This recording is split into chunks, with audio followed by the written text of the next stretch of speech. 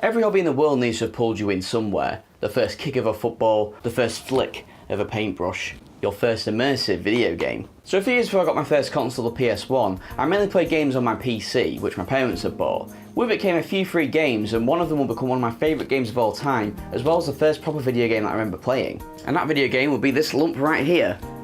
Little Big Adventure 2, developed by Adeline Software and published by Electronic Arts. You know, when I had a soul. It was later released under the name Twinsen's Odyssey in America, which I'm not sure if that was a bit confusing for them since the previous game, Little Big Adventure 1, is called Twinsen's Adventure over there. So how would they know which came first? Great job lads, that's another one of the American ideas pile. Regardless, I played this one before the first, and I played the ever-living stuffing out of it. I think one of the reasons this game means so much to me too is not just because it's one of my first video games, not just because it's an incredible video game, but because some of my fondest memories of being that young was staying up late and playing it with my mum. Me and my mum played quite a few games together back then, even including Tomb Raider: The Last Revelation, something that I don't think she wanted me playing necessarily, but she needed help in certain parts, and since apparently I was born a pro, I got to play it even though it scared and still scares the ever-living shit out of me. I distinctly remember one night that I was in bed and my mum came upstairs at like midnight and woke me up because she needed help getting this item off a character so he could move properly, which was insane in those days because I never got to see past 7 PM, let alone midnight. The point is that I'll forever cherish those memories, which is my long-winded way of saying, yes, I am stupidly biased towards this game. Because it's not just a game to me, it's a time capsule of those wonderful times with my mum. Saying that though, one thing I still hold against her is the fact she got past this part of the game that for some reason always froze when we got to it. It's this part when you're in prison and whenever this guard walked down here, you jump off the bed and it'll just freeze and you'd be stuck, essentially having to restart the entire game. This is only I want to say about a third away through the game, and this third is the only part of the game we could play, but we still loved it anyway. But that fateful night some miracle happened and my mum managed to get past this glitch. All I asked was for her to make another save file so I could play through the game as well. And she never did. Many years later though, we were able to track down a full working copy, and finally I managed to beat the game. Now these days it's a big struggle to get old PC games to work on modern hardware, so I bought a digital copy from the website GOG.com, or Good Old Games, and it's the game I know and love in almost perfect working order. The only thing that's slightly off is the sound effects, which don't sync up to the gameplay perfectly. Some enemy character models also go a bit wacky from time to time, but apart from that, it's the best way to play the game today on modern hardware, and it's the version we're going to be looking at today. So since I haven't reviewed the first game yet, I'll give a quick synopsis of what happens there, as it's mildly important to LBA2's story. Spoilers ahead of course. So Little Big Adventure, which was released on my birth month of my birth year, stars Twinsen, a young Quetch, one of the 4 races of the planet Twinsen, with a U. Inhabiting the planet are the Spheros, Rabbit Bunnies, Quetches, which look like poo from Earthbound for some reason, and finally the Grobos. Now I know what you're thinking, Ben, that's not a Gorbo, it's a fucking elephant. Well, I say don't discriminate. Although, to be fair, the majority of these guys do seem quite grumpy, and are the most dangerous when you piss them off. Yeah, fuck them, I'm racist. Twinsen is held suspended orbit between 2 suns, which I do want to quickly say I love the design of. There's even an ice mountain range all along the edge of the planet, since obviously the suns don't reach there, like a reverse equator if you will. Twinsen has been taken over by the tyrant Dr. Funfrock, wielding his far superior technology consisting of clones of the races of Twinsen in conjunction with powerful teleport pods placed all over the planet. This causes all the inhabitants to move down into the southern hemisphere, which is said to be tougher to live in than the north. I can definitely relate to that. Twinsen has been arrested and imprisoned due to his prophetic dreams about the end of the world. His journey is basically about travelling around the world, saving his girlfriend, and beating Dr. Funfrock, which in the end he does just that with the help of Sendel, a magical goddess that resides in the heart of the planet, whose powers Funfrock was trying to obtain. Fast forward to the start of Little Big Adventure 2, and Twinsen is now hailed all over the planet as a hero, with many statues of him placed all around the world in his honour, which is really the only thing you need to know before playing this game. Little Big Adventure 2's plot is self-contained enough to be enjoyable, and easily understood without playing the first. The game starts off with your buddy Dinofly, who you met in the first game, crash landing after a sudden storm engulfs your home, Citadel Island. The first part of the game is finding a cure for Dinofly, and figuring out how to get rid of the ungodly storm that just won't seem to end. Eventually you find the weather wizard, who yells, "Why does it always rain on me?" And finally the storm disperses. Literally moments after the clouds part, some strange spaceships arrive on the planet belonging to the people calling themselves the Esmers, who have come to study the planet and its people for research. The old classic. It's not long before Twinsen and the Wizards of Twinsen realise that something about the Esmers isn't right, and on top of that, other Wizards of Twinsen have begun to go missing. And so Twinsen heads off to discover what the Esmers are up to, in an adventure that takes him into the final frontier. And that's one of the things I love about this game. Its scope's evolved, so it no longer just revolves around your world like in the first game. This time an outside force is dabbling in things you don't really understand, so even though Twinsen's powerful, his trials and tribulations last time don't really prepare him for this adventure. There's also a bigger intrigue this time as well, I think. There's a lot more questions to keep you invested and keep you playing, as well as the endlessly charming world. Which I think is even more realised in this game, since unlike the first, which was fully isometrical, only inside dungeons and buildings are this time round. Outside is 3D with a fixed camera, bringing the world much more to life. It doesn't always give you a great angle, mind you, but luckily you can put the camera behind you by pressing enter. Because of this, the islands on Twinsen have had to have a heavy redesign, now not really resembling how they looked in the first game at all. It sucks for coherency's sake, but for how much better it is for the gameplay, I can let it go. Almost every NPC in the game has their own character model and behaviour patterns, with a ton of unique animations to boot.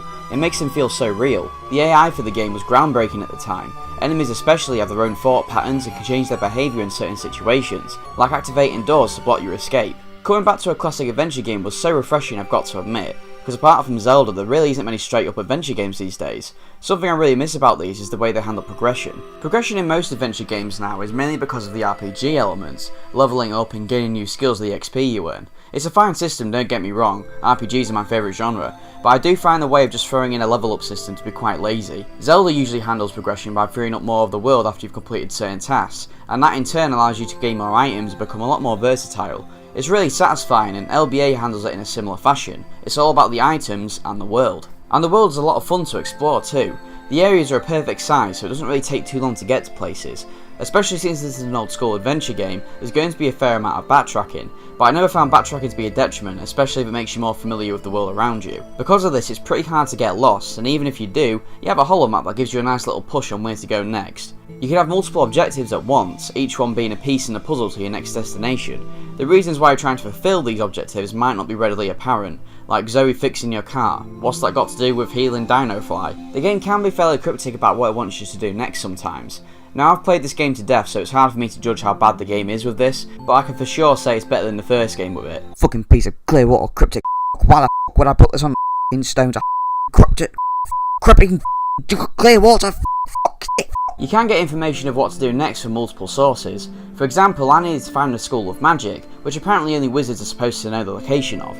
I got told to speak with some hippie rabbit bunny in this bar, but instead I decided to travel back to Citadel Island and ask the weather wizard there, who told me.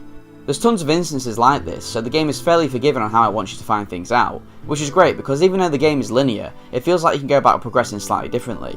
Now when you're in a huge adventure like this, the character you're playing as needs to be pretty versatile, and luckily Twinsen is just that. He controls well with old school tank controls, which might be a turn off for most, but besides his admittedly awful turning out when running, Twinsen handles well. Helping this is the fact it feels the world around him was designed for the way he moves, with a lot of blocky linear moving platforms and platforming elements, and only ever having to face a couple enemies at once to compensate for how sluggish he would feel if more things were happening on screen at once. Twinsen can switch his mood to change what he can do. Normal allows him to talk with others and interact with the environment, uncover secrets, and do whatever this is. Sporty is the one you'll be spending most of your time in. It allows Twinsen to sprint and jump, and also lets you perform a roll mechanic, which makes the admittedly shit combat more enjoyable and a lot faster. Aggressive is Twinsen's attempt at hand-to-hand combat. Yeah, I don't know why this works. You can actually hit anyone in the game. This little kid hit me with a slingshot, so I kicked him off the roof. It was great! Discreet allows you to sneak past certain traps and enemies. You use this one so little that the times you do need it, you might forget about it, so keep it in mind. It also allows you to change the arc of your magic ball, which is Twinsen's main weapon. If you have magic stored up, it'll even bounce a couple times and rebound off walls, allowing you to hit enemies from weird angles and open switches from far away. It even brings items from far away to you, so it's got a variety of uses. It's not the only weapon Twinsen has access to though. There's a bunch of them this time round, all with different uses. There's a blowgun where Twinsen can fire rapid shots from an old McDonald's straw, ripping pepperoni. A laser gun that's slow to fire but goes forever in a straight line so you can hit enemies far away, and like the first game, a sword which suddenly puts Twinsen in a mosh pit. You also have access to spells, and these completely break the game in terms of difficulty. Now I wouldn't consider this game as hard as the first, mainly due to the fact that you fly back further during your stagger animation, so it's harder for enemies to combo you. They still can while you're in a corner mind, but this time you won't want to rip your hands off as much. The game also auto-saves very frequently, so if you make a mistake you won't lose as much progress. It kind of makes Clovers feel a bit pointless at times, it's that good. Now if you want to talk about good, look no further than the lightning spell and the optional protection spell, which is the only thing like it in the game, which is a bit unfortunate. Every other optional thing is to find an extra box to hold another life, which isn't nearly as exciting. Regardless, both of these spells consume magic faster than a rabbit bunny in a pharmacy. One is a screen nuke that kills every enemy on the screen instantly, and yes, I mean every enemy, every grunt, boss and even final boss. It does require a full magic bar to use and does drain it all, but the fact you regain magic after losing a life means as long as you have Clovers, the lives in the game, you'll always have access to it. The protection spell makes you invincible apart from against water, bottomless pits, gas and lava, and you don't need a full magic bar to use this one. Now it is optional, so it's nice that it's so good, and to be honest can alleviate some of the bullshit you might find yourself in when dealing with a lot of enemies at once, but hot damn if it isn't completely busted and makes every enemy encounter a cakewalk. It's almost like Adeline knew this was so good and just decided to go all the way, because there's also cheats you can access to get full life, magic, Clovers, Clover boxes, everything at any time. I mean they're there if you want them, but there's no fun ones like big heads or anything like that. Unfortunately there are exploits the developers didn't intend, like this glitch that can make you easily skip pretty much any obstacle in the game, known as the save jump glitch. If you jump and proceed to save over and over, every time you come back to the game you will gain a bit more height. Do this enough and you can reach heights the developers never intended for you to reach, and as such lets you skip a lot of the game. There's also some world design exploits too. I was able to sequence break this part by using the fact that you can for some reason stand on these slanted parts of the mountain to get to the crystal instead of having to go around the intended platforming way. Whether you see this as a plus or negative is up to you, but it feels great getting to places in different ways, but when it's not intended it feels a little cheesy. There are some parts I wish I could have sequence broke. I was never a fan of the part where you have to pick up a proto pack, mainly because you have to move this parcel through the post office and the block push mechanics are fucking abysmal. It's like you've got butter on your hands because you just slip off it, and then for some reason have glue on your ass. Now to be fair, in this particular area you can pay this guy a ludicrous amount of money to take the parcel up for you, but if you don't have that and didn't know you can actually just get the money around the corner, then you would have to do the whole shebang and it's not fun. But I don't have anything left to give you. Oh yes you do. A consequence of how the game loads in the overworld is that sometimes when you enter a new screen, enemies will respawn and possibly right next to you. It's especially annoying when the camera doesn't give you a favourable angle. Now a lot of the enemies have long start up on their attacks, so you can react to them, but you also have long start up on your movement too. I'm not sure they could have done a better job really. I'll chalk it up to an issue with the era. Something that most certainly was of the era is character models and look of the world. I will say I think if anything hasn't aged well in this game, it's the overworld's visuals. The textures are kind of blurry and ugly in places, with some obviously stretched over a rock or mountain and it just doesn't look appealing. Just look at the difference between shallow and deep water. Look at it! Look at it! Look at it! Look at it! I want all of you to look at it! Fortunately the inside areas still look fantastic. They're fairly detailed and have great lighting. I know some aren't keen on isometric games for whatever reason, but it's because of this games of this time don't look like complete shit. But what carries the visual presentation is for sure the charm of the world. The fact every non-enemy NPC is a unique model is quite a feat, especially since a lot of them have their own animations. Some of them aren't even integral to the story, they're just doing their own thing, like these guys playing bowling on Desert Island. They really remind me of 90s cartoons actually, with everything being so over the top bouncy and springy, even in the life and magic points you collect are bouncing around and having a good time. Every so often you come across an FMV cutscene, which I do remember looking better back in the day, but I suppose with the new hardware it doesn't play them as well. These are nice though, and there's even some secret ones to find. One of my favourites being this Wani riding a wooden boat through frickin' lava. A big part of the game's tone comes from a small but incredible soundtrack by composer, and I can't say his name because I know I'm going to butcher it, so I'm just going to flash it on screen, you beautiful man.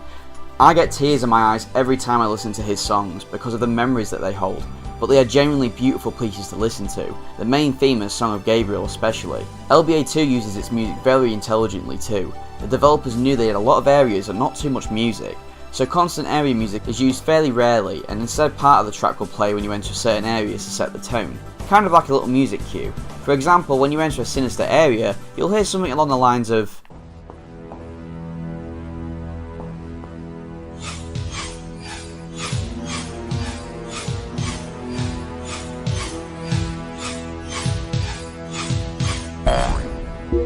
then in the area which completely embodies the song, the full track will play.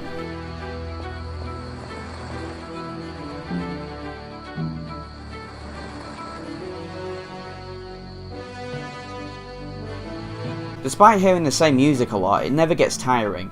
and because it makes itself recognisable early on, you can know what to expect when the music does play. The tunes are also a lot more bombastic and adventurous this time round. The first game had a lot more atmospherical music, I guess you could say. Here you have a lot more action-based and catchy tracks to match the bigger and more explorative world. It's definitely my favourite OST out of the two of them. The voice acting has also seen a big improvement. I did quite like the voice acting in the first game. It was goofy but for the most part quite dopey. There's something to love in that, but I think they hit a much better balance between cannot take seriously and funny this time. Twinsen is actually voiced by David Gassman, the same guy who voices Rayman, and he does a stellar job. There aren't actually a whole lot of voice actors for the game, with some not even bothering to change their voices for different roles, like the woman who plays Zoe in Sendel. Twinsen, rush to the downtown pharmacy and find a cure for Dinofly. He's just crashed in the garden and looks injured. Twinsen? Oh, Twinsen! It's me, Sendel. The actors definitely had an absolute blast. I like to think half the lines were just them going delirious at the end of a long recording day. Just listen to this. I will take you to the dissonance. Only they can help us. They always haunt the bars and the slightly shady places. Meanwhile, we must leave. We can't stay here, baby. There's tons of over-the-top performances like that all over the game, and it makes almost every interaction unique. I can't believe it! There are two of them in this cell! Open the doors! I'm gonna put the funny one in his own cell! You might actually hear some sounds you recognise in the game because Little Big Adventure 2 uses a lot of stock sound effects. I personally heard them all here first, but I've often wondered why sound effects that appear all over TV came from Little Big Adventure. This video was super hard to write because separating my bias from this game is impossible. It holds so many precious memories to me while genuinely being super fun every time I come back to it. Even looking at it through a more analytical eye, I struggle to find much that really bothers me. The world and characters is just so colourful and endearing, one of the ultimate feel-good games. It might be the reason why I end up loving Dragon Quest so much, since a lot of resonates with that series that I found a Little Big Adventure. There's just so many little things that make you smile, one of them being how this guy on the racetrack is still practicing even once the Esmeraldas have invaded. The grind truly never stops. I'm even still finding new things about the game. On this playthrough alone I discovered the scene of Twinsen getting chucked out the Baron Otran goal after failing to get the jackpot. And this guy, apparently a cameo of a character from Adeline's other game, Time Commando. I just discovered him in the Emperor's Palace on this playthrough. Of course, objectively speaking, there are things that aren't great about the game. Combat is pretty shit and movement can be clunky, but aside from that the game is perfectly playable today, and although I don't think it's likely to bring in many new fans, Little Big Adventure will always live on with the people who grew up with it, and for me personally, will always be a special part of my life, even when I'm old and my hands can't play it anymore.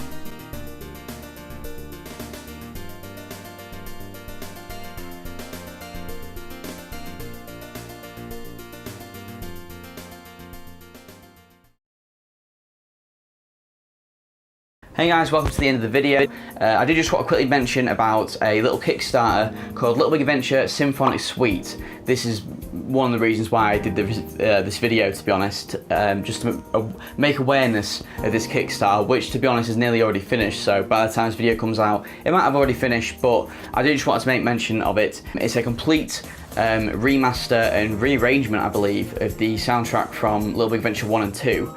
Headed by Wayo Records, the one who put up the Kickstarter, and they've got the main three developers involved: the composer, the director, and the Frederick Reynolds, I think it is, who created the series. They've got all of them involved, and yeah, they put up this Kickstarter so you can get a complete rearrangement of the music in both games, which is like the only official thing to come out of Little Big Adventure for years, so it's like a massive deal for not only me but all the other Little Big Adventure fans. So if you head over to the Kickstarter page, which I'll link in the description, you can have a look for yourself and see if you'd like to donate. And if you're a Little Big Adventure fan, there's some fantastic rewards on there. But yeah, for sure check it out. And there are some. The rewards are kind of expensive, but they're very much worth it from what it looks like anyway.